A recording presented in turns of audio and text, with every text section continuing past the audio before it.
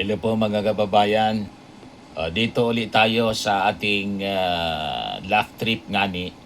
Ako po si Dante Maravillas. Dito tayo sa ating masayang channel, Laugh Trip ngani. Para naman na Mr. Maravillas, hindi masaya yung mga kaganapan ngayon. Hindi nga masaya. Kasi inaresto kanina sa Senado si Jinggoy Estrada. Kaya sindak na sindak at lungkot na lungkot sina Amy Marcos, Marcoleta at Alan Peter Cayetano.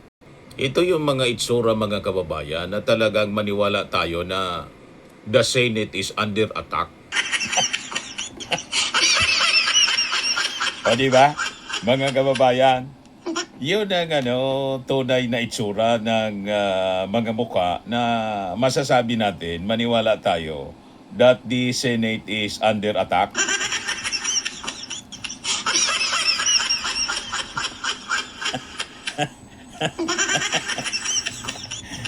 Pero yung una po na nagkakainan sila at nakatawa, kasama pa si John B. Rimulya, mga kababayan, hindi tayo maniwala na the Senate is under attack. Ito yung tunay na the Senate is under attack, hindi drama to.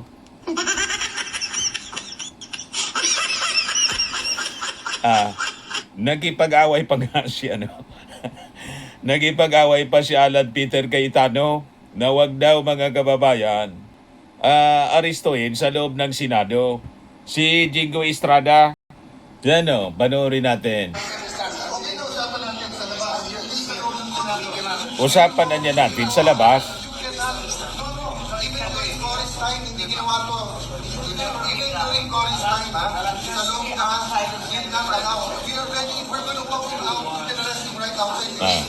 Wagan niya dito sa loob. Usapan na niya natin sa labas. Sabi ni Alan Peter Cayetano, matigas din ang panga talaga.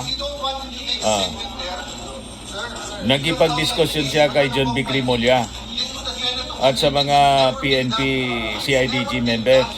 Sa Longga stood up for Enrile. Ang kalaban si Cory, ang kaso rebellion. Anong ginawa? They walk out. We're just asking you to walk out. But let's walk. Let's walk. Nagkikipag-diskusyon si Alan Peter Cayetano. Sabi ni Alan Peter Cayetano, respect the institution, this is the Senate. At yung request daw, sabi ni John B. Rimulya, yung sabi sa kanya ni Alan Peter Cayetano, kung pwede daw na i-protective custody, tulad ni Bato de la Rosa, itong si Jinggoy Estrada, protective custody ng Senado. Sagot ni ni John B. Rimulya, the last person niya you put in custody has escaped.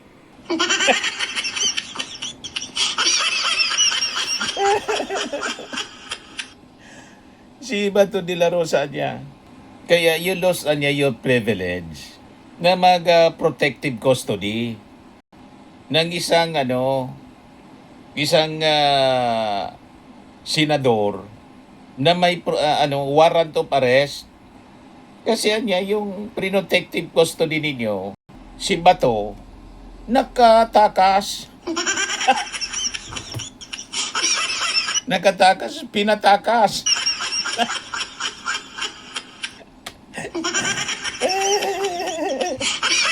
Kaya ang sama-sama ng mga muka ng mga majority senators. Ayan ang lungkot-lungkot ng mga muka. Parang namatayan.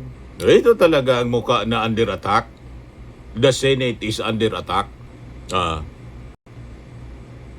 Iyakan sila ngayon.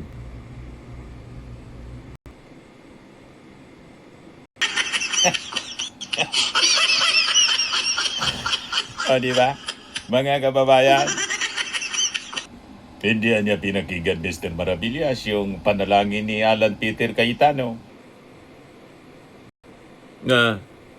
Di kasi pakikinggan mga kababayan yung kanyang prayer. Kasi booking na po yung kanyang pagkatao. Aninag na aninag po sa kanyang anino.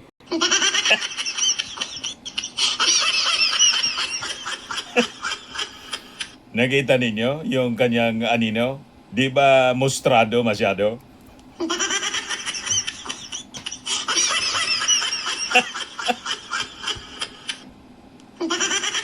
Kahit sa dilim, mga kababayan, kitang-kita pa rin.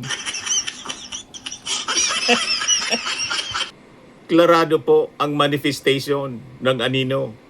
Talaga niya, Mr. Maravillas, hindi pakikinggan.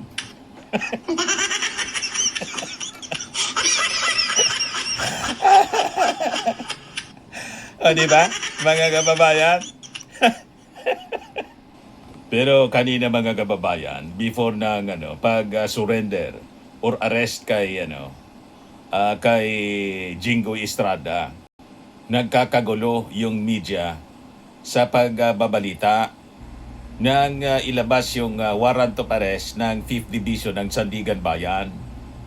Bakit niya, Mr. Maravillas? O, ito po yung headline ng balita ng Philippine Star. Hindi pala Impact Leadership. Yan o. Impact Leadership. Sabi po sa balita ng Impact Leadership, Jinggoy, nilabasan o hindi? Warrant reports, pinabulaanan ng kampo ng senador.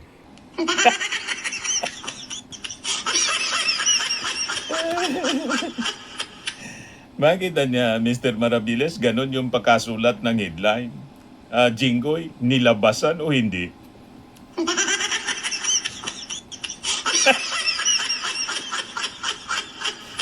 Para niya, Mr. Maravillas, malaswaan niya, Mr. Maravillas, yung pagkasulat ng headline. Nilabasan?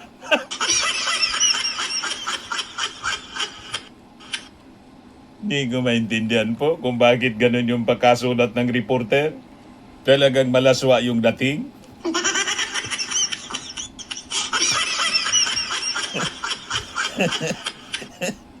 O di ba? Imbes na sabihin po na warrant of arrest laban kay Jinggoy, nilabas na or nirelease na or inisyu na ng Sandigan Bayan, sabihin ba naman na nilabasan na? Jinggoy, nilabasan na.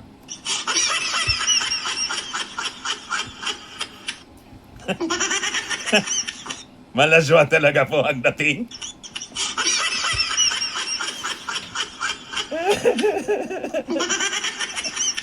Nilabasan na niya o hindi? Ako tingin ko, yung news writer po ng Impact Leadership, dating nagtatrabaho po sa sana niya, Mr. Maravillas. Malamang na dating nagtatrabaho po yung reporter sa motel.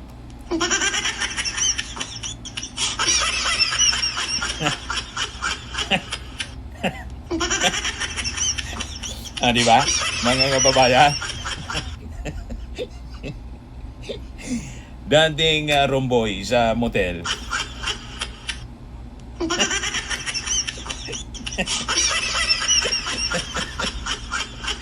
Yung mga ganong terminology, natutunan niya doon sa magiging romboy. Hindi pamalis sa kanyang sa kanyang isipan yung mga nakikita niya sa motel.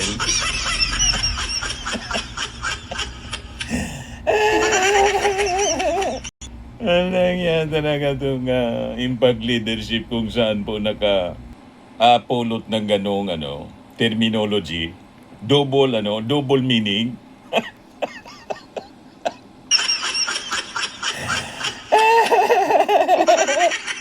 Parang yung kanta mga kababayan na bobo ka ang bulaklak, papasok ang rayna.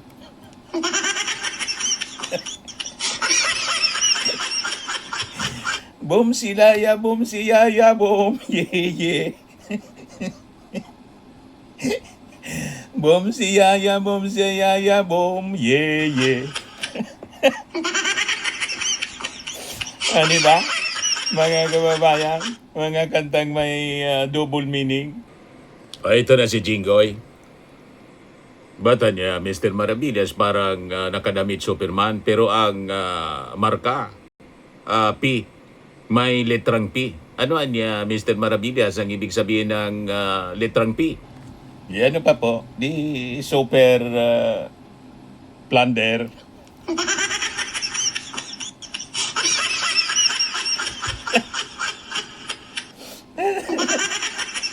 Ang super plunder.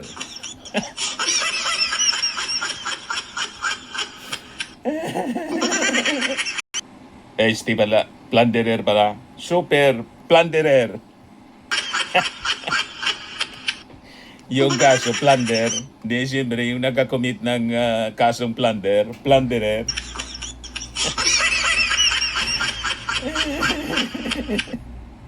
Si Attorney Ibanez, Carlo Ibanez, yung rockstar attorney, may post, sabi ni Jinggoy, the Senate must be free from pressure, free from coercion, free from etc.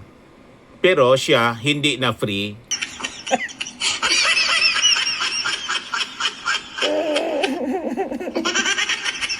Yan sana.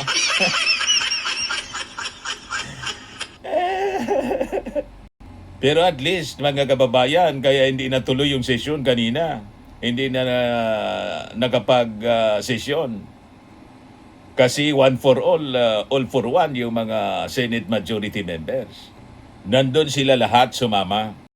Bueno, yung post ng kanilang supporter, 8 majority senator sumama pagatid kay Senator Jingo Estrada sa CIDG.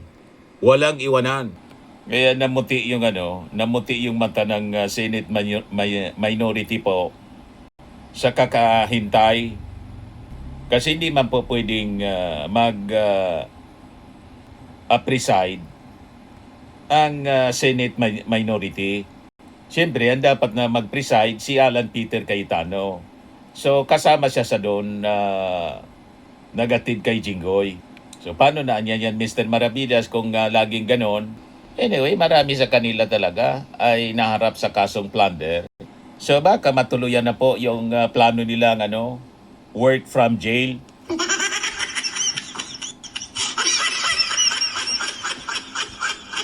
Doon na yung Senate majority, magkakababayan magsesyon sa sa Quezon City Jail.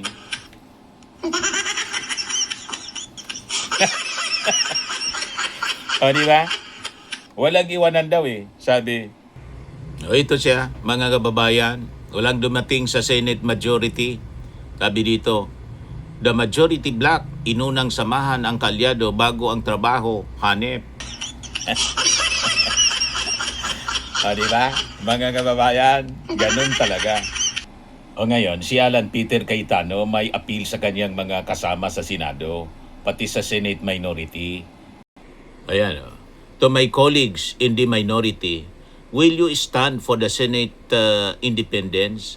I am asking you to join one deliberate act to let the Senate go quiet together and by choice so the country is made to ask why ako equal branch would fall silent rather than be made to serve.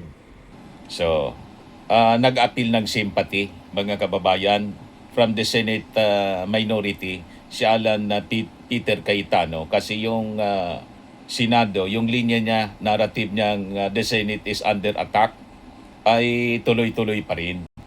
Pero sabi ni Raffy Tulfo, kanina daw, pinatayan daw sila ng aircon, pinatayan kami ng internet, pati yung aircon sa CR, pinatayan na rin. Isiniwalat ni Senator Raffy Tulfo na pinatayan umano sila, mga minority senator, ng aircon at internet sa loob ng plenaryo ng Senado ngayong Lunes. Inintay ng minority senators ang mga miyembro ng mga mayorya para sa dapat sanay sesyon ngayong araw. Ganon ba kababaw ang mga nangyayari sa Senate? Isa ngayon, dapang-dapa na ang imahe sa Senado. Lahat kaming 11 nandun kami sa floor. Naghintay kami after more than an hour. All of a sudden, biglang uminit. Lahat kami nainita na. Yun pala, pinatayan kami. And then, gusto naming gamitin yung internet. Pinatayan na rin.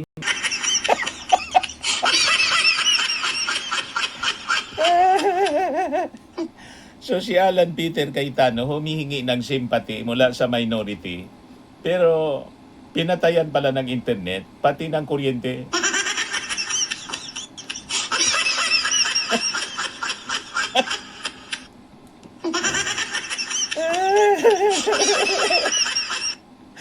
Para siguro magsipag-uwi na kasi hindi man sila darating para hindi mapalitan si Alan Peter Cayetano bilang Senate President. Baka ikodita. Ayan niya, batayan yan ninyo ng kuryente, pati internet. Aircon pala, pinatayan ng aircon para uminit. Mga kababayan, yung session hall, hindi na matuloy yung session ng Senado.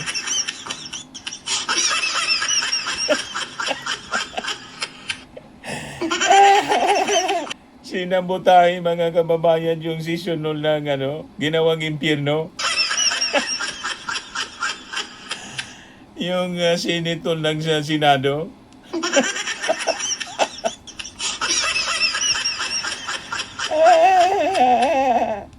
Talagang pinatunayan lang nito mga majority senators na kaalyado sila ng presidente ng impyerno.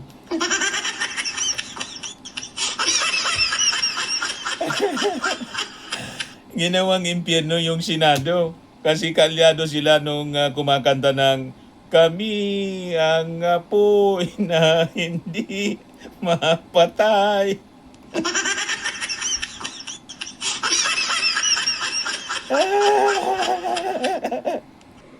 Sabi ni Atty. Jesus Falsis, sabi ng 4 Senate Tweety Birds, pinatayan ng aircon at internet ang solid 11 minority block. Tapos nananawagan si Alan Pinocchio Cayetano na sumama sa kanya ang minority para mag-aklas dahil sa pagkaaresto kay Jinggoy. Ngek, kay Bangan. Talaga niya, Mr. Maravillas, puro na may tama sa ulo.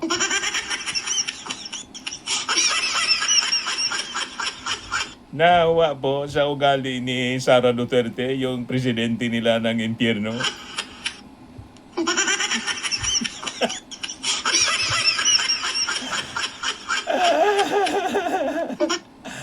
Ayan lang po mga kababayan. Kung hindi pa po kayo nakasubscribe dito sa ating masayang channel, Laugh Trip Ngani, click subscribe po ninyo. And pakishare naman po ninyo sa inyong mga kakilala para masaya lang palagi. Di ba? Dito po masaya yung usapan. Maraming salamat po. God bless. Bye-bye.